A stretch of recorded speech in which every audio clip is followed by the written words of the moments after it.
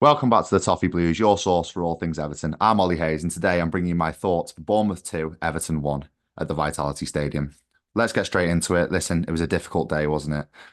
Starting with the first half, it was relatively uneventful. A few chances here and there. Pickford forced into a few decent saves, but you know, in that first half, we didn't really attack Bournemouth, did we? It was relatively disappointed that we didn't go into a team that have conceded so many in this season and conceded so many at home. Listen, they conceded three to Luton in the first half about 2, 3 weeks ago. So I think that was my first disappointment is we didn't really come out of our shell and attack Bournemouth. And listen, we had a few chances. DCL fired over. It was a good block from Kirkez, and there was a few decent chances, half chances here and there. But that being said, going into half time, I was quite disappointed that we, weren't 1-0 up or didn't have a few more chances going into that first half break. But I still was thinking it's there for the taking this game. We can definitely come away from the Vitality with a positive result, at least a point. But second half coming out, we didn't really get going, did we? We didn't really create any chances. We didn't create anything going forward. It was relatively, slow paced and in that situation where you're playing a team which are around you in the table, you do really need to come out of your shell and get at them. And we didn't do that. We sat back and let Bournemouth have the majority of the ball, and that culminated in Lloyd Kelly coming on. And within two touches, he'd crossed the ball into the box, and Dominic Solanke had headed the ball in. That was really disappointing. Listen, there was no pressure on the cross. Lloyd Kelly could have all the time in the world to shift it onto his left foot and cross it into Dominic Solanke. And when you 1-0 down, you fear the worst, don't you? Because so many times this season we've not showed the fight, we've not showed the charisma to come from behind and get a result. I think the Crystal Palace game, I mean, even then we were ahead twice and when we were pegged back. I think we've not really showed that fight and that ability to get back into games and to take a knock and go forward. But that being said, we did through Beto later on, and I'll come to that in a minute. But after the goal, we didn't really come out of our shell as much as I was expecting us to. And I was really disappointed with Dyche's subs. You're chasing a game, you're 1-0 down to a team that are around you in the league, and you bring on Ashley Young and Andre Gomez. And I know, listen, all us Evertonians know that the squad is threadbare. The squad is not what we want it to be, but there's still quality in it. There's still definitely players there that have got the quality to come and change games. And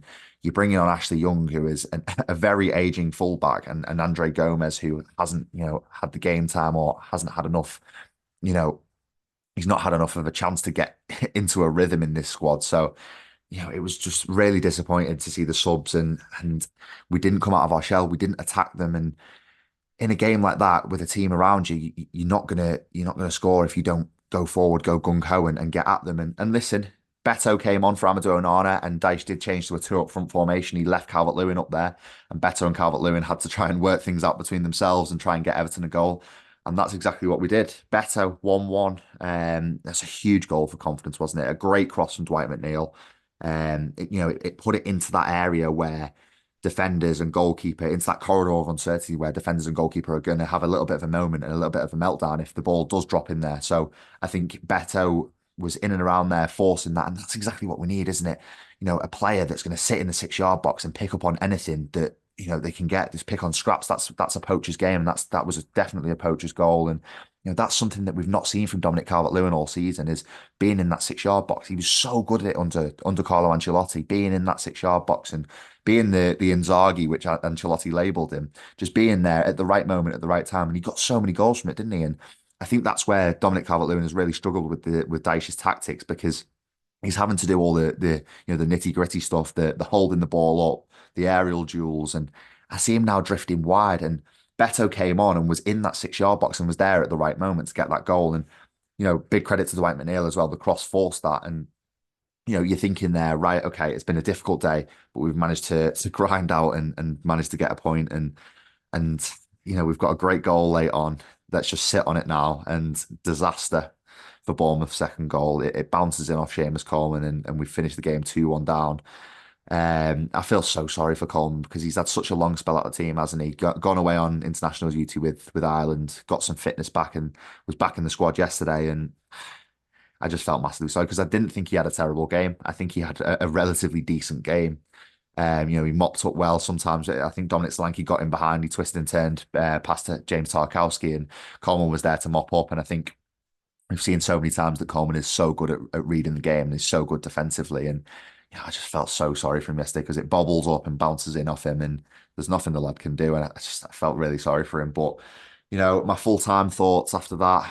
I'm really worried now. I'm genuinely very worried where the future holds for Everton, and I am starting to lose faith in Sean Dyche a little bit because we're getting to a situation now where we've got 9 games to go. We've got a manager that isn't really too happy with change. I don't think we're going to see too many tactical changes between now and the end of the season. We've got a squad that, to be fair, does have injuries on Danjuma to come back in possibly.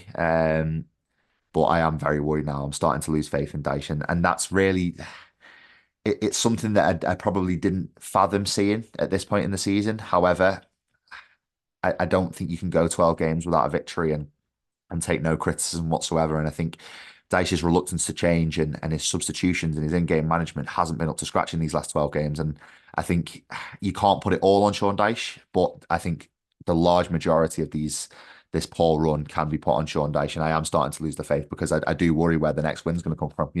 A very tough place to go on Tuesday night in St. James's Park. And then Burnley at home next Saturday, which is a must win.